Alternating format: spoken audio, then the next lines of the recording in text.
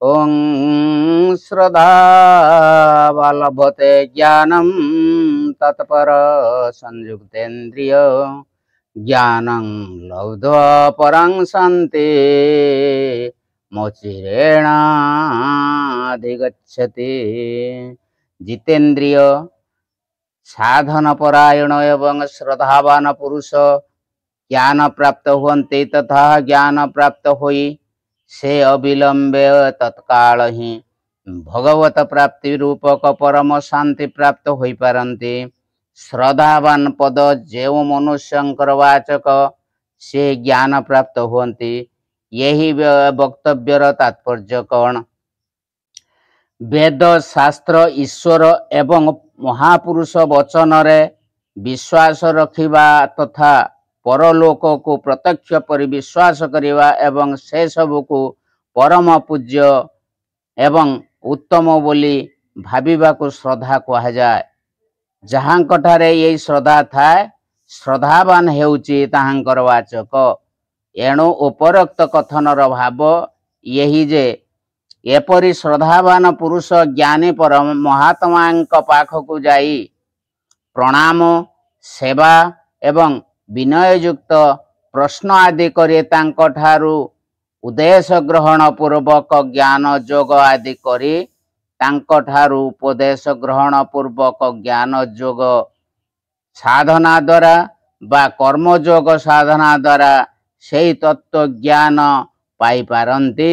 श्रद्धा रहित मनुष्य से ज्ञान प्राप्तिर पात्र होई पारे नाही। बिना श्रद्धारे मध्य मनुष्य महापुरुषंक पाखकु जाई प्रणाम और सेवा एवं प्रश्न करि पारिबो।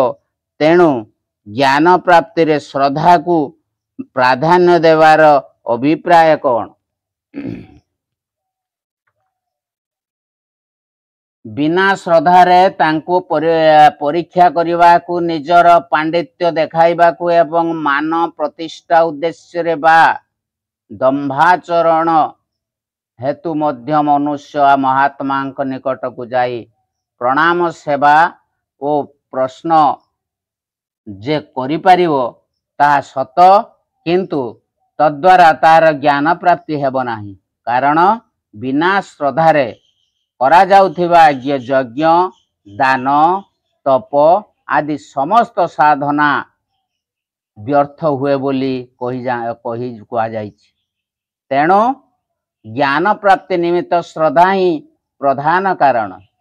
जेते अधिक श्रद्धारे ज्ञान साधन अनुष्ठान करा जिवो सेते शीघ्र सेही साधन ज्ञान प्रकट करने को समर्थ होई पारिबो। ज्ञान प्राप्तिर जदि श्रद्धार प्रधानता ना रहिछि तेबे एठारे श्रद्धावान सहित तत्पर विशेषण देवार कारण आवश्यकता थिला। साधारण साधनार तत्परतार श्रद्धा ही कारण एवं तत्परतार हेउछि श्रद्धार कसती पत्थर। श्रद्धार अभाव हेले साधनारे आकर्षणता बा अकर्मण्यता ओ आलस्य आदि दोष आसी जाए।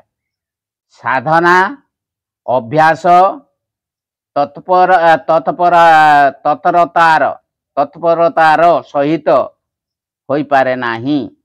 श्रद्धार तत्व जानी नथिबा साधक निजर सामान्य मात्र श्रद्धा को बहुत बेसी मने करे, किंतु तद्वारा कार्य सिद्धि हुए नाही।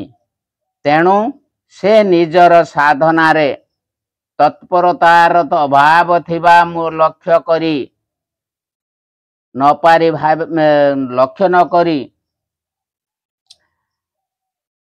लक्ष्य करी न पारी भावे जे श्रद्धा थिले मध्य से भगवत प्राप्ति हुए नाही। किंतु सेपरी भाविबा तांकर भूल। वास्तव कथा यही जे साधनारे जेतिकी श्रद्धा हुए सेतिकी तत्परता मध्य हुए। मनुष्यर धनर प्रेम थिबारु से बेपार करे। जदि ତାହାର ବିଶ୍ୱାସ ହୋଇଯାଏ ଯେ ସେଇ ବେପାରରେ ତାକୁ ଧନ ମିଳିବ ଏବଂ ସେ ସେଇ ବେପାରରେ ଏପରି ତତ୍ପର ହୋଇଯିବ ଯେ ଖାଇବା ପିଇବା ଶୋଇବା ଆରାମ କରିବା ଆଦିରେ ବ୍ୟତିକ୍ରମ ହେଲେ ମଧ୍ୟ ଶାରୀରିକ କ୍ଲେଶ ହେଲେ ମଧ୍ୟ ସେ ତାକୁ କଷ୍ଟ ବୋଲି ସ୍ୱୀକାର କରେ ନାହିଁ, ବରଂ ଧନ ବୃଦ୍ଧିରେ ତାର ଚିତ୍ତରେ ଉତ୍ତରୋତ୍ତର ପ୍ରସନ୍ନତା ହିଁ ଜାଗ୍ରତ ହେବ। ଏହିପରି ପ୍ରତ୍ୟେକ କାର୍ଯ୍ୟରେ ବିଶ୍ୱାସ ହିଁ ତତ୍ପରତା ଆଣିଦିଏ। ତେଣୁ ପରମାତ୍ମାଙ୍କର ଯେଉଁ ତତ୍ତ୍ୱଜ୍ଞାନ ପରମ ଶାନ୍ତି ଏବଂ ପରମ ଆନନ୍ଦଦାୟକ ଅଟେ, ନିତ୍ୟ ବିଜ୍ଞାନାନନ୍ଦନ ଘନ ପରମାତ୍ମାଙ୍କ ପ୍ରାପ୍ତିର ସାକ୍ଷାତ ଦ୍ୱାରା ଅଟେ, ସେଥିରେ ମଧ୍ୟ ତାହାଙ୍କର ସାଧନାରେ ଶ୍ରଦ୍ଧା ହେବା ପରେ ତହିଁରେ ଅତିଶୟ ତତ୍ପରତା ଆସିବା ସ୍ୱାଭାବିକ ହୋଇଯାଏ। ଯଦି ତତ୍ପରତାର ଅଭାବ ହୁଏ ତେବେ ବୁଝିବାକୁ ହେବ ଯେ ଶ୍ରଦ୍ଧାରେ ଅବଶ୍ୟ ଅଭାବ ରହିଛି। ଏହା ଜଣାଇ ଦେବାକୁ ଶ୍ରଦ୍ଧାବାନ ସହିତ ତତ୍ପର ବିଶେଷଣ ଦିଆଯାଇଛି। ଶ୍ରଦ୍ଧା ଏବଂ ତତ୍ପରତା ଉଭୟ ହେବା ପରେ ଜ୍ଞାନ ପ୍ରାପ୍ତିର କୌଣସି ଶଙ୍କା ରହିବା କଥା ନୁହେଁ। ତାହେଲେ ଶ୍ରଦ୍ଧାବାନ ସହିତ ଦ୍ୱିତୀୟ ବିଶେଷଣ ସଂଯତେନ୍ଦ୍ରିୟ ଦେବାର ଆବଶ୍ୟକତା କ'ଣ? ଶ୍ରଦ୍ଧାପୂର୍ବକ ତୀବ୍ର ଅଭ୍ୟାସ କଲେ ପାପ ନଷ୍ଟ ହୁଏ ଏବଂ ସଂସାରର ବିଷୟ ଭୋଗରେ ବୈରାଗ୍ୟ ଜାତ ହୁଏ। ମନ ସହିତ ଇନ୍ଦ୍ରିୟମାନଙ୍କର ସଂଯମ ଯେ ହୋଇଯାଏ, ଏଥିରେ କୌଣସି ସନ୍ଦେହ ନାହିଁ। ତା ସହିତ ପରମାତ୍ମାଙ୍କ ସ୍ୱରୂପ ଯଥାର୍ଥ ଜ୍ଞାନ ମଧ୍ୟ ହୋଇଯାଏ। କିନ୍ତୁ ଏହାର ରହସ୍ୟ ଜାଣିଥିବା ସାଧକ ସାମାନ୍ୟ ଟିକିଏ ଅଭ୍ୟାସ କରିଦେଇ ଯଥେଷ୍ଟ ଅଭ୍ୟାସ ହୋଇଗଲା ବୋଲି ଧରିନିଏ, ତଦ୍ୱାରା କାର୍ଯ୍ୟ ସିଦ୍ଧି ହୁଏ ନାହିଁ। ତେଣୁ ସେ ନିରାଶ ହୋଇ ତା ଛାଡ଼ି ବସିଯାଏ। ଅତଏବ ସାଧକଙ୍କୁ ସାବଧାନ କରିବାକୁ ଯତେନ୍ଦ୍ରିୟ ବିଶେଷଣ ଦେଇ କୁହାଯାଇଛି। ଯେପର୍ଯ୍ୟନ୍ତ ଇନ୍ଦ୍ରିୟ ଏବଂ ମନ ନିଜର ବଶରେ ଆସି ନ ଥାନ୍ତି, ସେ ପର୍ଯ୍ୟନ୍ତ ଶ୍ରଦ୍ଧାପୂର୍ବକ କଟିବଦ୍ଧ ହୋଇ ଉତ୍ତରୋତ୍ତର ତୀବ୍ର ଅଭ୍ୟାସ କରିଚାଲିବା ଆବଶ୍ୟକ। କାରଣ ଇନ୍ଦ୍ରିୟ ସଂଯମ ହିଁ ଶ୍ରଦ୍ଧାପୂର୍ବକ ତୀବ୍ର ଅଭ୍ୟାସର କଷଟି ପଥର। ଶ୍ରଦ୍ଧାପୂର୍ଣ୍ଣ ଭାବରେ ଯେତିକି ତୀବ୍ର ଅଭ୍ୟାସ କରାଯିବ, ସେତିକି ଉତ୍ତରୋତ୍ତର ଇନ୍ଦ୍ରିୟ ସଂଯମ ହୋଇପାରିବ। ଏଣୁ ଇନ୍ଦ୍ରିୟ ସଂଯମ ଯେତିକି କମ ହେବ, ସାଧନା ସେତିକି କମ ହୋଇଛି ବୋଲି ବୁଝିବାକୁ ହେବ ଏବଂ ସାଧନା ଯେତେ କମ ହେବ, ଶ୍ରଦ୍ଧାର ସେତେ ତ୍ରୁଟି ଅଛି ବୋଲି ବୁଝିବାକୁ ହେବ। ଏହି କଥା ଜାଣିବା ପାଇଁ ସଂଯତେନ୍ଦ୍ରିୟ ବିଶେଷଣ ଦିଆଯାଇଛି। ଜ୍ଞାନ ପାଇ ସେ ଅବିଳମ୍ବେ ତତ୍କାଳ ହିଁ ଭଗବତ ପ୍ରାପ୍ତି ରୂପକ ପରମ ଶାନ୍ତି ପାଇ ଯାଆନ୍ତି। ଏପରି କହିବାର ତାତ୍ପର୍ଯ୍ୟ କ'ଣ? ନା, ଏହା ଦ୍ୱାରା ଦେଖାଇ ଦିଆଯାଇଛି ଯେ ଯେପରି ସୂର୍ଯ୍ୟୋଦୟ ହେବା ସଙ୍ଗେ ସଙ୍ଗେ ଅନ୍ଧକାର ଦୂର ହୋଇଯାଏ ଏବଂ ସବୁ ପଦାର୍ଥ ପ୍ରତ୍ୟକ୍ଷ ଭାବରେ ଦେଖାଯାଏ, ସେହିପରି ପରମାତ୍ମା ତତ୍ତ୍ୱର ଜ୍ଞାନ ହୋଇଯିବା କ୍ଷଣି ଅଜ୍ଞାନ ନାଶ ହୋଇ ପରମାତ୍ମାଙ୍କ ସ୍ୱରୂପ ପ୍ରାପ୍ତ ହୋଇଯାଏ। ଅଭିପ୍ରାୟ ଏହି ଯେ ଅଜ୍ଞାନ ଏବଂ ତାହାର କାର୍ଯ୍ୟରୂପକ ବାସନା ମାନଙ୍କ ସହିତ ରାଗ ଦ୍ୱେଷ ହର୍ଷଶୋକ ଆଦି ବିକାର ମାନଙ୍କର ତଥା ଶୁଭାଶୁଭ କର୍ମ ସମ୍ପୂର୍ଣ୍ଣ ଲୋପ ହେବା ସଙ୍ଗେ ସଙ୍ଗେ ପରମାତ୍ମାଙ୍କ ତତ୍ତ୍ୱଜ୍ଞାନ ଏବଂ ପରମାତ୍ମାଙ୍କ ସ୍ୱରୂପ प्राप्ति एवं समय रे हो जाए। विज्ञानंद घन परमात्मांकर साक्षात प्राप्ति को ही एठारे परम शांति कहा जाइछि। श्रद्धावान को ज्ञान प्राप्ति हुए एवं ज्ञान द्वारा परम शांति प्राप्त हुए बोली भगवान वर्तमान श्रद्धाहीन वो विवेकहीन संशयात्मा मानकर निंदा करुछंती। ओं नमो भगवते वासुदेवाय ओं परमात्मने नमः। ओं नमो भगवते वसुदेवाय नमो नमः। ओं अज्ञश्च श्रद्धानश्च संशयात्मा विनाश्यते नायं लोकस्ति न परो न सुखं संशयात्मनः। विवेकहीन श्रद्धा रहित एवं संशय युक्त मनुष्य परमार्थ को आवश्यक भ्रष्ट हो जाए। एपरि संशय युक्त मनुष्य पाई यह लोक नाही कि परलोक नाही कि सुख मध्य नाही। अज्ञ एवं अश्रद्धानंद अश्रद्धाधान यही दुई विशेषण सहित संशयात्मा पद जो मनुष्यर वाचक एवं से परमार्थ को निश्चय भ्रष्ट हो जाए। यही वक्तव्यर अभिप्रायगण जहाठारे सत्य असत्य एवं आत्म अनात्म पदार्थ को विवेचना करिवार शक्ति नाही। पुणी से कारणरू जे कर्तव्य कर्तव्य आदि निर्णय करिपारे नाही।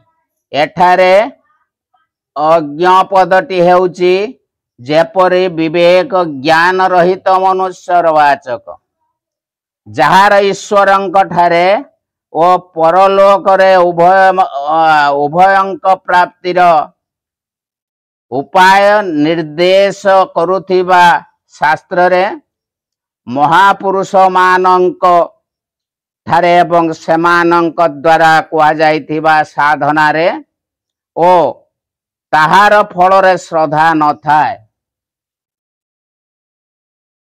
अश्रद्धान पदटी हेउची ताहार वाचक ईश्वर ओ परलोक विषय रे बा अन्य विषय रे जे किछि भी निश्चित करि पारे नाही।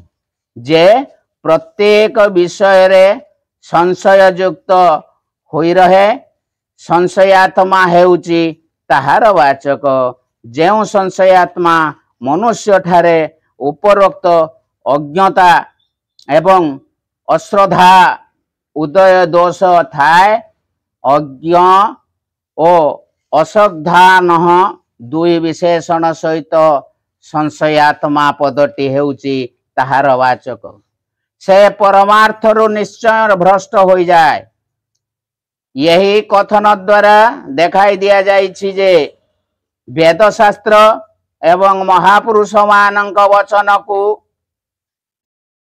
कथा तथा सेमानक द्वारा निर्देशित साधना को ठीक ठीक बुझी न पारिबारु तथा जहा किछि बुझे ताहा उपरे मध्य विश्वास न हेबारु जहार विभिन्न विषय रे संशय रहिता है एवं जे कौनसी प्रकार रे निजर कर्तव्य निश्चय करि पारे नाही। सबु अवस्था रे संशय युक्त होई रहे। से मनुष्य निजर मनुष्य जीवन को व्यर्थ करि दिए तथा यही जन्म रे होई पारु नथिबा परम लाभरु वंचित होई रहि जाए। किंतु जहां ठारे विभिन्न विषय रे स्वयं विवेचना करिवार शक्ति थाए एवं जहांकर वेदशास्त्र एवं महापुरुषंक वचन रे श्रद्धा थाए से यही परि नष्ट होती नाही। से सेमानंक सहायता रे अर्जुनंक परि सर्वदा निजर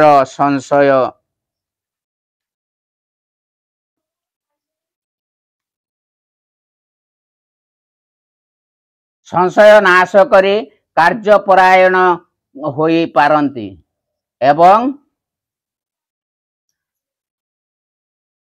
एवं कृतकृत्य होई मनुष्य जीवन को सफल करि पारंती। जहा ठारे स्वयं विवेचना करिवार शक्ति नाही सेपरि अज्ञ पुरुष मध्य जदि श्रद्धा को होई एवं सही श्रद्धा हेतु महापुरुष मानक कथा अनुसार संशय रहित होई साधना परायण होई पारे तेबे सेमानंक कृपारु ताहार मध्य कल्याण होई पारे। किंतु जेउ संशय युक्त पुरुष ठारे श्रद्धा थाए कि विवेक शक्ति न थाए ताहार संशयर विनाश कौनसी प्रकार होई पारे नाही। तेणु जदि ताठारे श्रद्धा बा विवेक न आसे तार निश्चय पतन हुए। संशय युक्त मनुष्य पाई यह लोक नाही कि परलोक नाही कि सुख नाही सुख मध्य नाही।